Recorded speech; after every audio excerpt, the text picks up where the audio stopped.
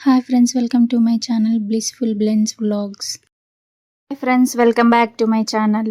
నేను ఈరోజు బచ్చల కూరతో పప్పు ఎలా ప్రిపేర్ చేసుకోవాలో చూపిస్తున్నానండి. దానికన్నా ముందు మనకి బచ్చల కూర వల్ల లాభాలేంటో ముందుగా మీతో షేర్ చేసుకోవాలనుకుంటున్నాను. ఈ రోజుల్లో చాలామంది రక్తహీనతతో బాధపడుతున్నారు. రక్తం ఒకటి తక్కువ అయితే చాలండి, చాలా రోగాలు వస్తున్నాయి. రక్తం తక్కువైతే అప్పుడప్పుడు తలనొప్పి రావడం, కోపం, చిరాకు, కళ్ళు తిరగడం, నిద్ర పట్టకపోవడం, అలాగే జ్ఞాపక శక్తి కూడా తగ్గిపోతుందన్నమాట. మెయిన్గా ఊపిరి తీసుకోవడం కష్టమవుతుంది. చేసే పనులపైన ఆసక్తి తగ్గిపోవడం, ఏకాగ్రత లేకపోవడం, ఇలా మరెన్నో సమస్యలతో బాధపడుతుంటారు. ఇలాంటి సమస్యలన్నింటికీ ఆకుకూరలు చక్కటి పరిష్కారం అండి.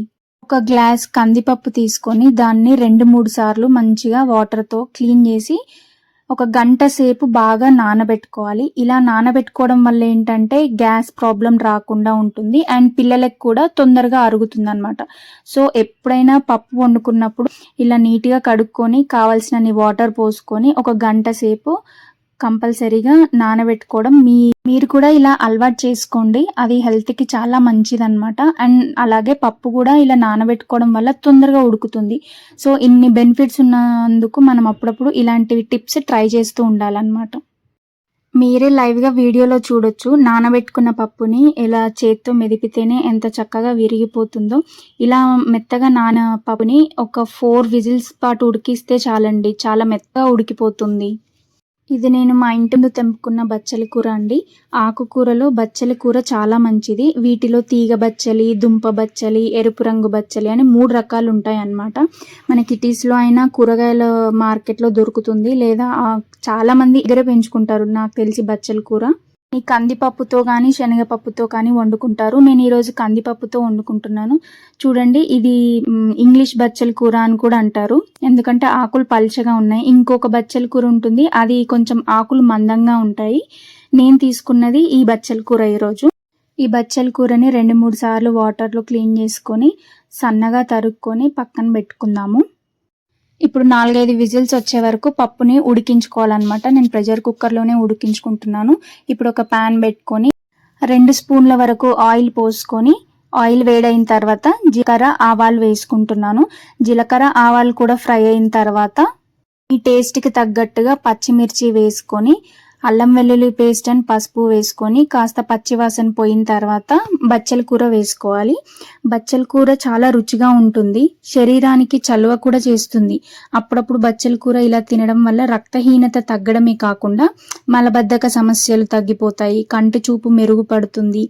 అప్పుడప్పుడు బచ్చల కూర కూడా ఇలా కూరలలో వేసుకొని తింటే చాలా బాగుంటుంది, టేస్ట్ ఉంటుంది, అలాగే హెల్త్కి కూడా చాలా మంచిది. కాబట్టి తప్పకుండా అప్పుడప్పుడు బచ్చల కూర మీ మీల్స్లో ఇంక్లూడ్ చేసుకోండి. ఇలా బచ్చల కూర ఒక 4-5 మినిట్స్ బాగా ఫ్రై అయిన తర్వాత పప్పుని మనం పప్పు గుత్తితో కానీ, లేకపోతే నాది చాలా మెత్తగా ఉడికిపోయింది కాబట్టి స్పూన్తో అంటేనే ఇలా మెత్తగా అయిపోతుంది.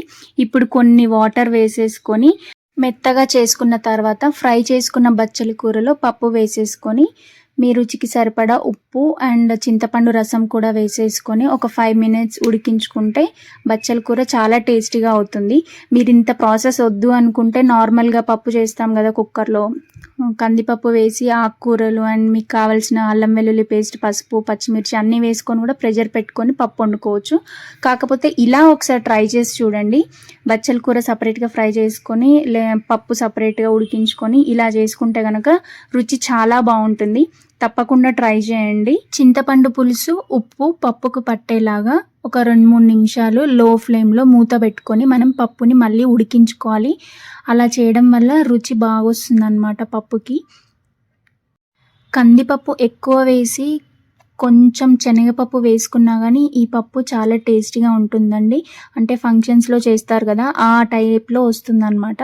అంతే అండి, మన టేస్టీ పప్పు బచ్చల కూర పప్పు రెడీ అయిపోయినట్టే. ఇప్పుడు బచ్చల కూరతో మీరు ఏమేం రెసిపీస్ చేసుకుంటారు, అలాగే బచ్చల కూర పప్పు మీరు ఎలా చేసుకుంటారో కామెంట్స్లో చెప్పడం మర్చిపోకండి. నేను ఇప్పుడు దీన్ని ఒక సర్వింగ్ బౌల్లోకి తీసేసుకొని వేడి వేడి అన్నంలో టేస్ట్ ఎలా ఉందో చెప్తాను. చూస్తుంటేనే నోరూరిపోతుంది కదా, సో అందుకే మీరు కూడా తప్పకుండా ట్రై చేయండి అండ్ ఎలాగో ఎన్ని లాభాలు ఉన్నాయో కూడా మనం క్లియర్గా ఈ వీడియో ద్వారా తెలుసుకున్నాం కాబట్టి తప్పకుండా మీరు తిని మీ పిల్లలకు కూడా పెట్టండి. అందరూ హెల్తీగా ఉండడమే కదా మనకు కావాల్సింది కూడా. నా వీడియోస్ అండ్ అలాగే నా రెసిపీస్ కనుక నచ్చితే please do like, share and subscribe to my channel. ఇప్పుడు నేను వేడి వేడి అన్నంలో పప్పు పెట్టుకొని రివ్యూ ఎలా ఉందో చెప్తాను. ఫస్ట్ అన్నం పెట్టుకున్నాను, ఇప్పుడు పప్పు పెట్టుకుంటున్నాను. చాలా అంటే చాలా రుచిగా వచ్చింది. మీరు కూడా తప్పకుండా ఇలా ట్రై చేయండి.